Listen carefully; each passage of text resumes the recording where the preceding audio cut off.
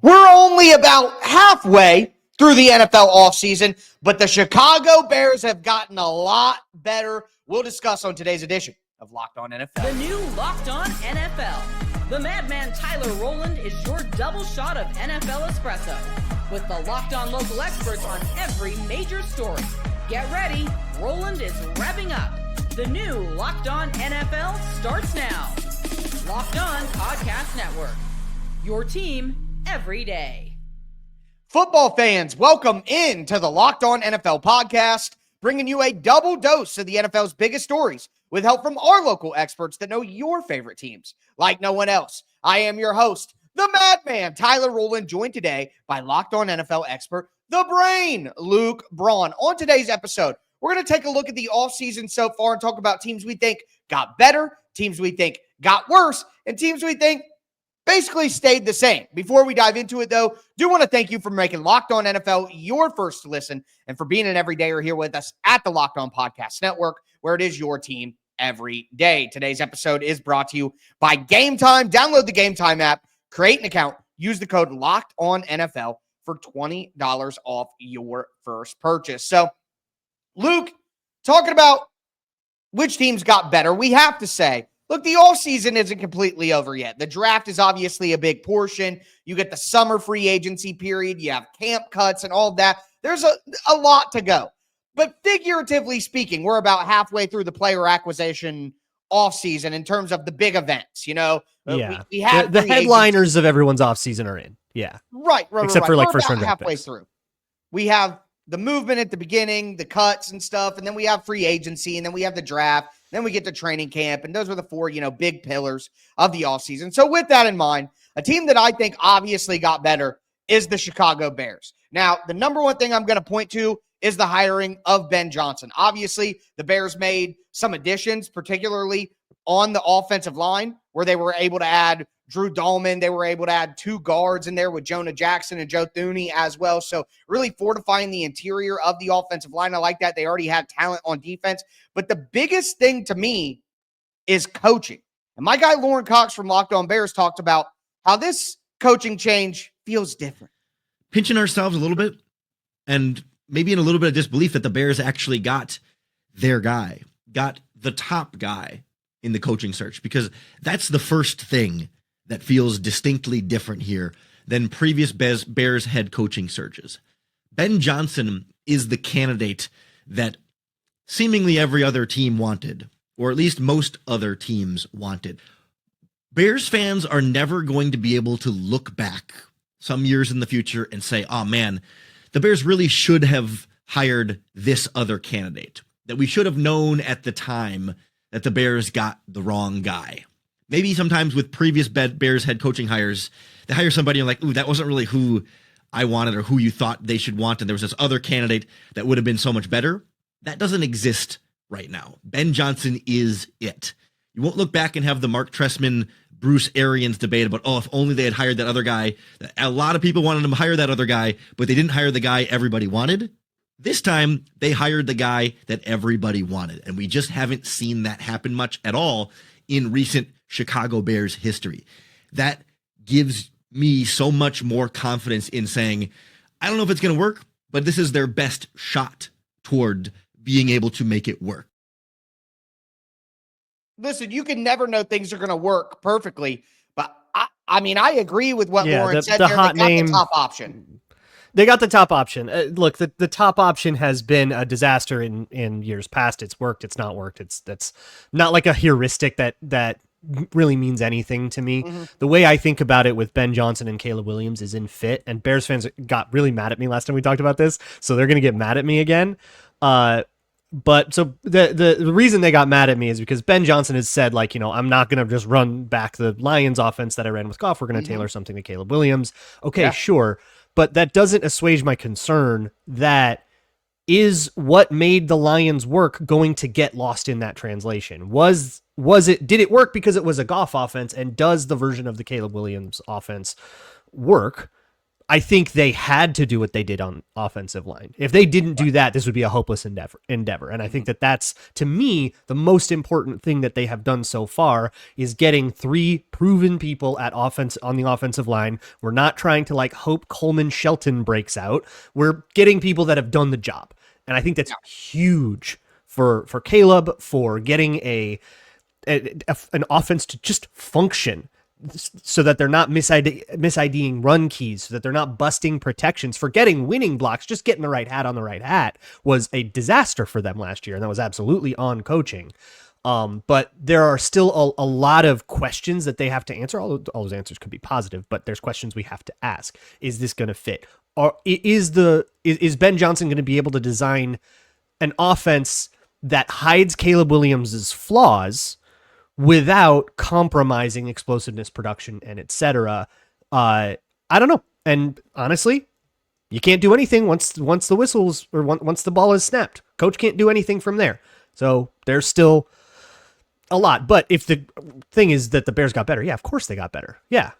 Just the O-line. That's all they needed. Everything else I don't care about if I'm a Bears fan. You fixed the interior of the O-line, good offseason.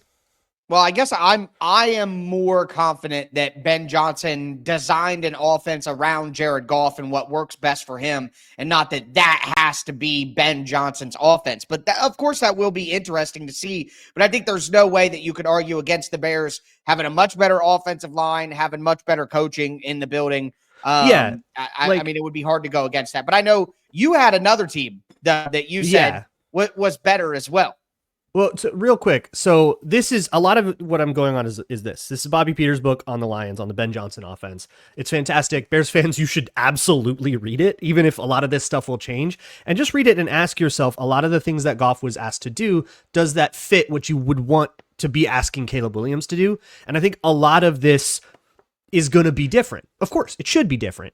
And the question is, will that work? But yeah, I went a little bit of a different logic than you, a little bit less direct, but I chose the Commanders for a team that got better. Not because they are the team that like made the most positive changes from the roster that was last year.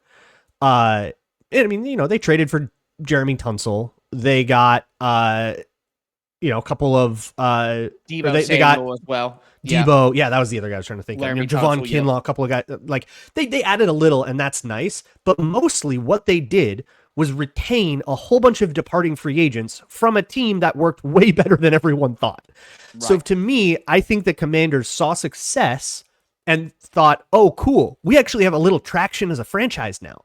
We can bring all these guys back. And even if those guys regress, you at least have something sensible in place, and you can start to really build from the ground up. If you can, it allows them flexibility in the draft to draft the guys that they want. I think the Commanders have put themselves in a better spot long-term by making a whole bunch of really, I'll call them conservative short-term decisions. And, trying to, like, attraction is the word that keeps coming to mind. They suddenly got a foothold. They grabbed something and they stopped the weird spiral they've been on for 25 years. And of course, a lot of that has to do with what Jaden Daniels was able to do. And I mean, like, comparing the Commanders to the Bears, the Commanders are saying run it back. The Bears are not. Both the correct decision. Yeah, I'm with you there. The one thing I would say is I'm with you on the Commanders. I generally love the idea of when you have a quarterback on a rookie contract and you that quarterback is good enough to win games, you should do everything you can to load up your roster while they're cheap. I agree with that. But we just saw a team in the Houston Texans try to do that, and now they're kind of trying to tear it all back down. And speaking of that, let's talk about teams we think got worse this offseason. Today's episode is brought to you by Game Time. Look, I love buying my tickets at Game Time. It's a great experience, and you got the college basketball tournament going on right now. So if you want to have a great experience, watch your favorite team play live, feel the energy of the crowd, witness those unforgettable moments, there's nothing like experiencing that big game in person. You can get those tickets on Game Time, because getting tickets shouldn't be stressful. That's where Game Time comes in, making it easier than ever to grab last-minute seats at unbeatable prices. They have the feature Game Time Picks that brings the best tickets to you on sports, concerts, comedy, theater. You also get a panoramic view from your seat so you know what you're looking at when you sit down, no surprise fees, and you get the lowest price guarantee, or Game Time will credit you 110% of the difference. Take the guesswork out of buying tickets with Game Time. Download the Game Time app, create an account, use the code LOCKEDONNFL for $20 off your first purchase. That's LOCKEDON NFL for $20 off. Download the Game Time app today. Last minute tickets, lowest price guaranteed.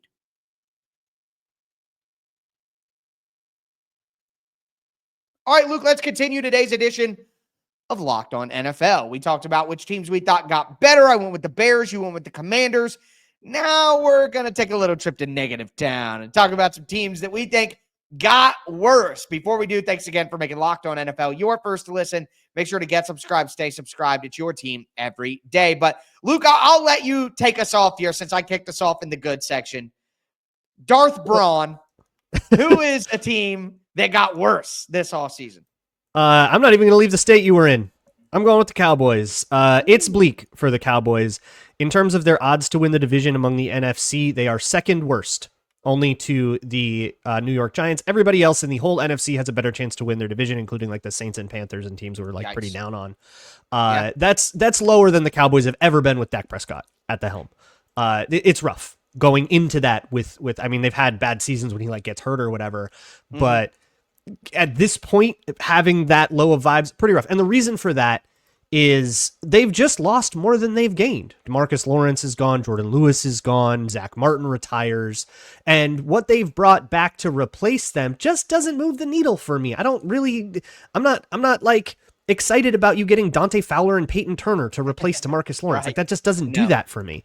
But in a grander, like existential sense, they're getting Jerry Jonesed real bad. And they've always been Jerry Jonesed a little, but he's starting to teeter into that like super Woody Johnson, like Dan Snyder, horrific owner thing where to me, I'm starting to feel like until he's gone and assuming Stephen Jones is less crazy, because I'm assuming he takes over.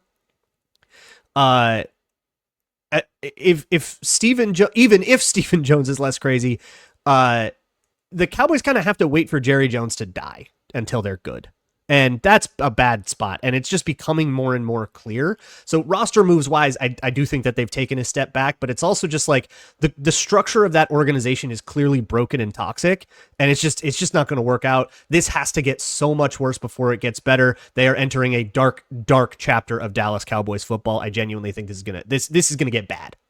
Yeah, I'm with you there. And my complaint about that is not, oh, the Cowboys, they're going to be bad.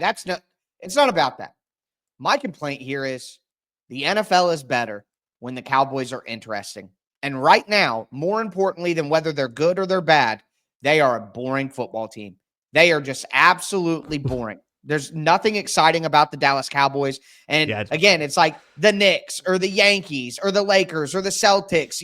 Like the sport is better when one of the main characters is doing something interesting. It reminds me of like that 70s show when they shipped Eric off to the military. And it was like, yeah, this is the same show, but like, where's like the main guy at? Right. Like, what's going on here? Like, he wasn't one of my favorite characters, but like the show is worse now. Where is the guy? So that's how I feel. I saw Daniel Jeremiah at Move the Sticks on Twitter from NFL Network say that the Cowboys should trade up for Travis Hunter just to do something. You know what I mean? And it's like, I'm for that too. I don't care if they're good or bad or whatever, but the Cowboys being so boring is so weird. And I think that Jerry Jones has just gone the other way too hard. I think he was known for being so aggressive. And then it was like, oh, you guys haven't won in 30 years because you're too aggressive and you guys need to build it like a smart team. And now they've gone the other way and they're too conservative with what they do. And they're going out and getting Brandon Cooks and stuff like that, making those kind of moves. And I'm just like, snooze fest, man. Come on, Dallas. Get back to being Dallas. There are risks involved, but at least go for it, man. Don't lay down dying. I feel like they're not swinging, but they're striking out. Yeah, I think having a Mike Zimmer defense is part of that vibe. A Mike Zimmer defense is a very boring defense. It wants to be a boring, like suffocating, it is not, he'll blitz, but it's not like, high flying, going crazy, like, trying to jump routes and like playing risk ball. I mean, they brought back Zeke last year. What are they doing? They're clinging to an old age. Jerry Jones is clinging to a time when people thought that his team was cool. His team is no longer cool. They are a laughingstock, and he is breaking down over it. It's pretty easy to see to me, and it's going to get worse before it gets better. That's unfortunate, but one other team that we need to talk about that is in the state of Texas, who I might have teased a little bit ago, we're going to do a little Texas two-step here, is the Houston Texans. And again, I talked about it when I talked about the Commanders, because the Texans did what I think any smart team should do and push all in when they have a good rookie quarterback, but it doesn't always work out. And now they made an offensive coordinator change, and there's New England Patriots ties all over the building. And it makes you wonder, the moves that they've made so far, why are they really making them? Well, our guys over at Locked On Texans talked about what's going on. Offense coordinator Nick Caley has us confused. We don't know what his influence has been on the free agency move, John. We're looking at an offensive line unit that needed an upgrade. We're looking at an offensive line unit that wanted to that needed some a different type of culture in the locker room. And, since a lot of people are reporting that it was toxic, and so they wanted to make sure that they changed up that offensive line room by bringing in, we're getting rid of 3 players as far as Shaq Mason, Kenyon Green, and Laramie Tunsil, and then bringing in Laken Tomlinson, Ed Ingram, and Cam Robinson, bringing those into that offensive line room. And I know that they've added other additions like Christian Kirk, but when we look at what the Houston Texans have done in free agency, do you think that Nick Caley has a say-so, or is because he's the new guy, he's just going along to get along right now? No, I definitely don't think that they brought him in to just go along and get along. Also, considering he has a relationship with Nick Caserio and Cole Popovich, I think that those trio, they know exactly what success looked like. They was a part of it for a very long time. And I think that the overall thought is rebuild, reset, and go from there. And so I would 100% believe that Nick Caley has some influence on the offensive decisions made by this team this offseason. And to me, that's concerning. Why? Why did an offensive coordinator – listen, I don't think that you should go out of your way to not get players that your coach wants. I'm not saying not to do that. But when you're the Texans and you've put together a pretty good roster, why would you then allow a new offensive coordinator to come in and dictate your roster moves? Like, he was with the Patriots for a long time when their offense was not any good. Spent some time with the Rams, but I guess you needed to improve in pass blocking. And with the offensive lineman you sent out, with the offensive lineman you brought in, you got worse in pass blocking. Cam Robinson gave the most pressures of any offensive tackle in the league last year. Yeah, and look, the Cam Robinson thing, I wanted to send a little bit to Locked On Texans about this too, because I watched that. And everybody watched the Vikings-Rams playoffs, wild card, 9 sacks disaster. The 2 biggest culprits to that are now on the Texans. Like, there's a reason the Vikings let all those guys walk. And what was weird is that there was a fit thing with Cam Robinson, and it was a midseason trade. It was a kind of a scrambling move. Christian Darrisaw goes down. They needed to get somebody. They weren't going to get a good fit. They got he did fine for what he had to be here. But the way that he lines up square to the line of scrimmage is different than the way everybody else on the Vikings does, which is angled toward their blockers. So it was not the correct fit. You had one guy square, another guy on an angle. It makes a weakness like a closet door. That led to a lot of pressures. People would get up through that gap between him and left guard Blake Brandel all the time. And the Rams just like spammed at that and smoked them, right? And then they killed Ed Ingram too, and Garrett Bradbury. All of those people are gone. And I got it a little bit when it's like, oh, Ed Ingram's going to be over on the Texans. Okay, they must be also trying to do that thing on the angle, but bringing in Cam Robinson is like, okay, somebody there's not going to fit. So I don't know if there is necessarily a strong vision for the pass protection on this team. Because I saw those 2 people be really incongruous and now they're on the team together. I don't get it. Yeah, it's very confusing. You needed CJ Stroud to get back to good. He started kind of seeing ghosts last year at the end of the year and making some poor decisions. because he was so worried about his protection, and to get that back on track was the key this offseason. And I honestly feel like they went the opposite way. You lose Stephon Diggs. You gave up a second-round pick for a one-year rental. Maybe he comes back, but like clearly, you're not going to get the value out of that trade that you thought you would. It's just, that's why I always remind people, the NFL stands for not for long. The Bengals were always going to go back to a Super Bowl. The Jaguars were now going to run the AFC South for a decade. These things change very, very quickly. But with that in mind, we talked about teams that got better and got worse. What about teams that just are still boring?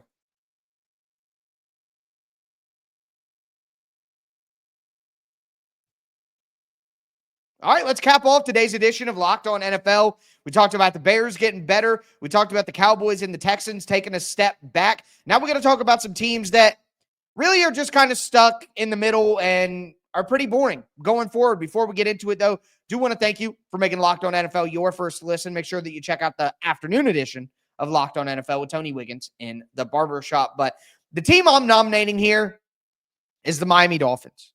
They have been so quiet in free agency, and I just don't know if they can afford to. And my guy, Kyle Krabs from Locked On Dolphins talked about that. Dolphins, obviously operating within a transitional window with having some maturing contracts for players that were big dollar players, looking at their most draft capital that they've had since 2021.